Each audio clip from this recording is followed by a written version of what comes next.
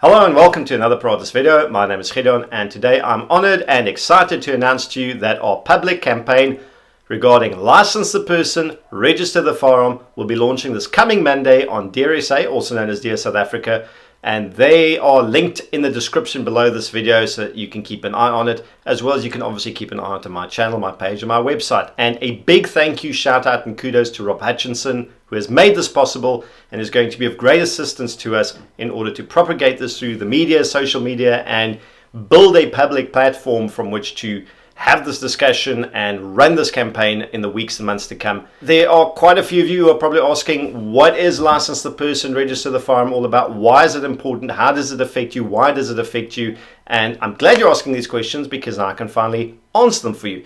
So in essence, boiling it down to its absolute base elements, License the Person, Register the Firearm is designed to address severe and significant shortcomings in the current firearm licensing regime in South Africa that has resulted in a whole bunch of negative externalities due to the fact that it is an administratively overburdened, opaque, non-transparent system that is prone to criminal and corrupt exploitation, that is horrendously expensive, inefficient, unless I've already mentioned that, as well as a system where officials can violate the right to administrative justice of individuals and citizens because of the arbitrary nature in which it's applied. The campaign we're launching to address these shortcomings is heavily focused on promoting safety and security for all citizens in South Africa, as well as to promoting the rule of law. So you can say that this is an issue that has far broader and deeper reach than just the gun-owning community. In fact, it affects all citizens of the Republic, and therefore it is very much in the public interest. Now, current firearm licensing in South Africa is under the Firearms Control Act of 2000.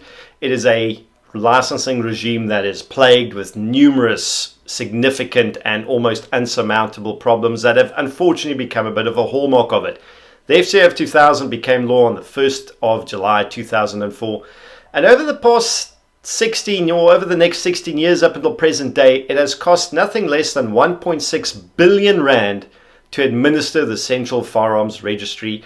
2018's cost for that year was 124 million rand, which is eye-watering in this time of almost fiscal crisis and frugality, where even before lockdown, the SAPS were faced with a 3 billion rand budget cut that is probably going to be significantly more now since tax revenues have nosedived, crashed and exploded.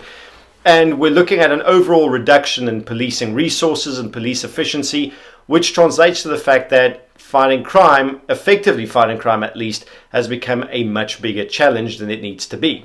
Apart from the fact that the current system is horrendously expensive and overpriced, it's also vulnerable and prone to criminal exploitation by corrupt administrators and police officials inside of it.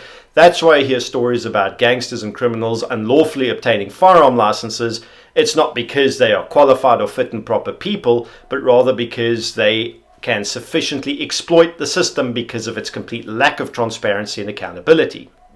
Speaking of fit and proper people, if you are in fact fit and proper to own a firearm and have a license, your application could very well be arbitrarily refused by a police official who holds the authority to do so, even though he has no good reason whatsoever to refuse you your license. This means not only are you inconvenienced, the system gets clogged up with literally more duplicate and triplicate paperwork as you might seek to appeal or reapply, or even approach the courts for a judicial review if you have that kind of money. You are now also left, if it's a self-defense application, vulnerable and defenseless for further months and months on end, because there's a good chance you've already tried licensing a gun over the previous 6 months. You now have to wait longer in a society that is the 7th most homicidal in the world.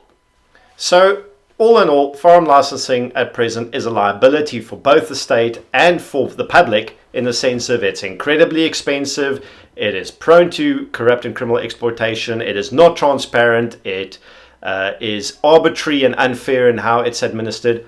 Overall, we're looking at a significant mess that needs to be fixed, and fixed urgently. Adding further crisis to it is the expired firearm license saga, where we have between 500,000 and 1 million South African gun owners with expired licenses that have been criminalized due to the fact that they didn't renew their licenses on time.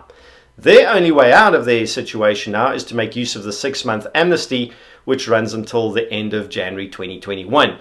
This infers that you have probably looking at 1 million people that will have to surrender their firearms to SAPS and then either reapply, or rather apply for new licenses for their guns in the remaining 5 months, or have these weapons destroyed. And if you think that this does not have the potential to actually break the entire system entirely, and we're talking about the entire firearm licensing system, then I think you need to just go run those numbers quickly and realize that it's absolutely impossible for the SAPS to process that amount of firearms and licenses and everything in the time allocated. Additionally, if even a fraction of these weapons and ammunition goes missing and leaked to criminals like Chris Prinsloo and his corrupt colleagues in the cops did after the 2010 amnesty, you're looking at thousands, if not tens of thousands of firearms and tens of thousands, if not hundreds of thousands of rounds of ammunition finding their way into criminal hands, which presents in itself a national security and public safety crisis of colossal proportions. To make matters worse, designated firearms officers who are tasked with auditing firearm owners, applying the Firearms Control Act of 2000 and ensuring compliance with the law are swamped with their administrative duties and cannot actually comply with the rest of them. This is because the entire licensing process is paperwork intensive and heavy, and there is very little use of electronics and electronic connectivity in order to streamline the process and make it less labor intensive.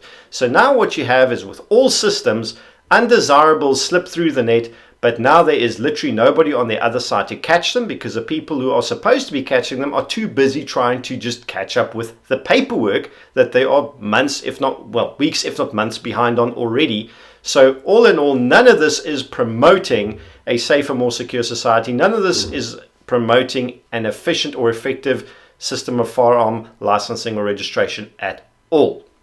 Our proposed solution to this is, as opposed to each and every individual firearm being licensed, each and every individual person, whether they're natural or juristic, will become their own license holder. So you, as a person, if you are considered fit and proper, which means you are competent, you are law-abiding, you are responsible, you don't have a criminal record that's disqualifying, nor do you suffer any other disqualifying conditions, and you satisfy all the safekeeping requirements, you are then considered fit and proper, and you have your own license, which you will not be arbitrarily refused, because if you tick the boxes and satisfy the requirements, you must be granted a license.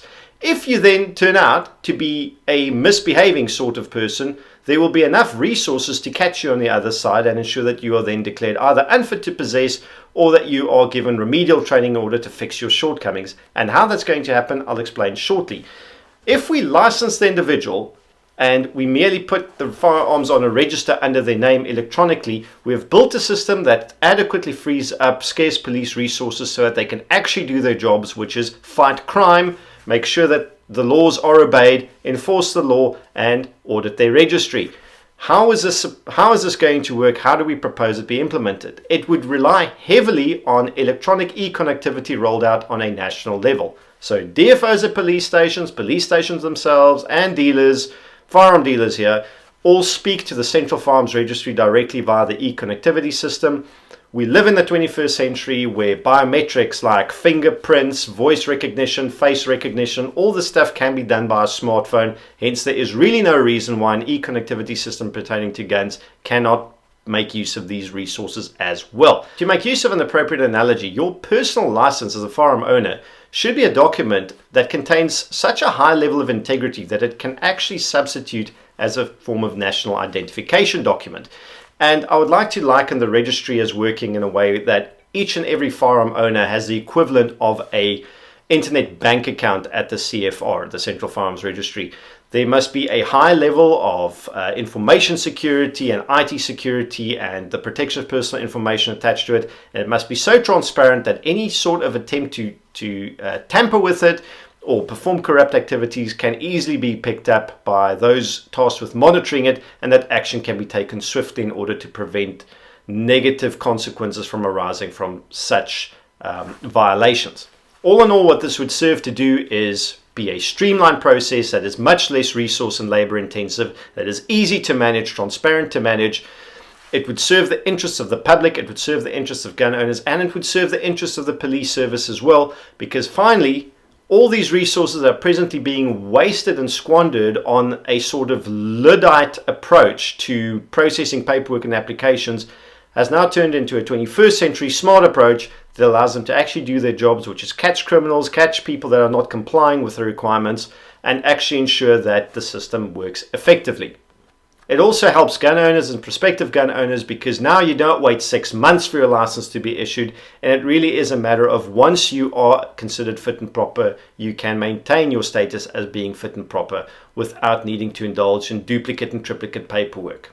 Therefore, we are promoting safety and security in the Republic for all citizens, as well as we're promoting the rule of law. That's it from me pertaining to this. As I said, everything is going live on Monday. Please keep an eye on it.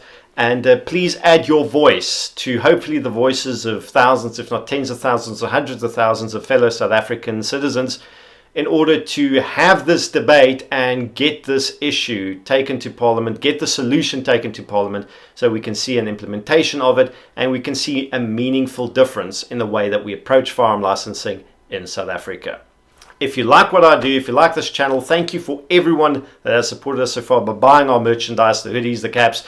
More stuff is coming soon. The coffee across my shoulder is also linked below. You've all been fantastic. Thank you for the super chats, the snap scans. Definitely an awesome crowd. Lots of support from you people for what I do. And I really, really heartfelt appreciate it. Please stay tuned for more. And this is just the first video among many. We're going to have live streams about this, many discussions about this. And I hope that this blows up suitably and becomes a big issue. Thank you for tuning in. See you all soon.